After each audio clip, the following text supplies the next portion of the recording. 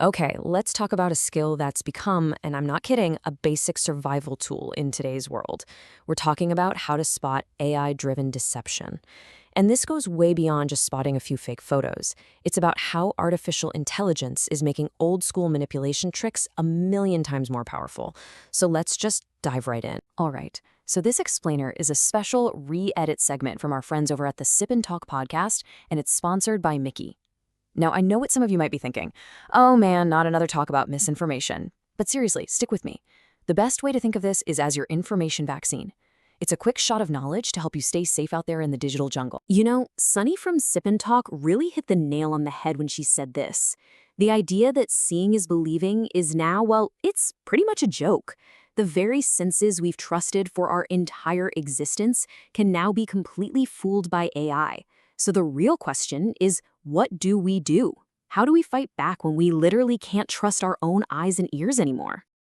First, let's just try to wrap our heads around the sheer size of this problem. Because we're not talking about a few ripples in the online world. This is more like an invisible tsunami. According to the World Economic Forum, the damage caused by misinformation every year costs the global economy $780 billion. Let that number sink in for a second. But that isn't just some abstract number on a screen. It represents real people, real companies, and real lives being turned upside down. And here's what that giant number actually looks like for real people. It's a company in Hong Kong losing over $25 million because an employee got on a video call with AI deepfakes of his bosses. It's a political robocall that uses a faked AI voice, and it only costs $1 to make. Or it's a mom hearing her own daughter's voice on the phone, begging for $15,000. These aren't stories about the future. This is happening right now, today. Now, here's where it gets really nuts. Take a look at this chart. The number of deepfake incidents that happened in just the first 3 months of 2025 has already soared past the total number for all of 2024. This problem isn't just growing. It is accelerating at an exponential rate. So the big question is, why is this stuff so effective? Well, here's the secret. These fakes, they aren't trying to outsmart your brain. They're designed to completely bypass it and aim straight for your gut. Let's break down the emotional traps they use to pull this off. First up, hyperbole. You've seen this a million times. Headlines loaded with words in all caps like shocking or final warning. This isn't just for drama. It's a calculated tactic to trigger your fight or flight response, to get you to react emotionally before you've even had a chance to think it through. The second trap, and this is probably the most powerful one, is outrage. This is content that is literally engineered from the ground up to make you furious. If you see something online and your immediate reaction is just pure anger, that is your number one red flag to stop and think. For the people who make this stuff, your anger is the goal. The truth doesn't even matter. And finally, there's the false dichotomy.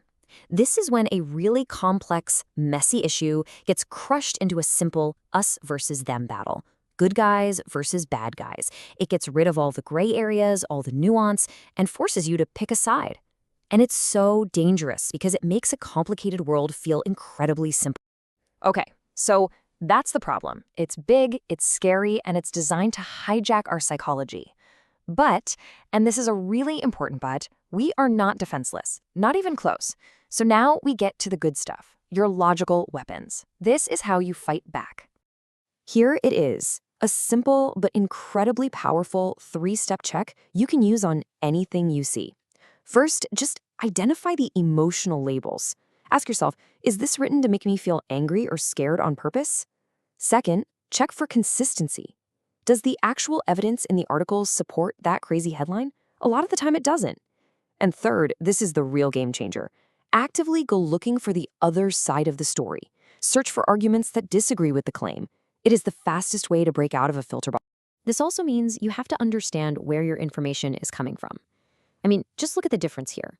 Established media outlets aren't perfect, of course, but they usually have layers of fact-checking and public accountability. If they get something wrong, they have to issue a correction. Online rumors? They come from anonymous sources, like a netizen said, and there are absolutely no consequences for being dead wrong. And finally, this is one of the most fundamental weapons we have, learning to tell the difference between a fact and an opinion. A fact is something you can verify. The report says there was a $780 billion loss. You can go and find that report. An opinion is a judgment, a prediction. AI is going to destroy the financial system. That's a feeling, not a fact. The key is to always focus on the facts you can actually verify and be really skeptical of all the opinions wrapped around them. So, let's bring this all home. In a world where a totally convincing fake reality can be made for just a few bucks, our whole approach to information has to change. Thinking critically isn't just a nice-to-have skill anymore. It's an obligation. And that obligation really starts with asking ourselves one crucial question. So I want to leave you with this.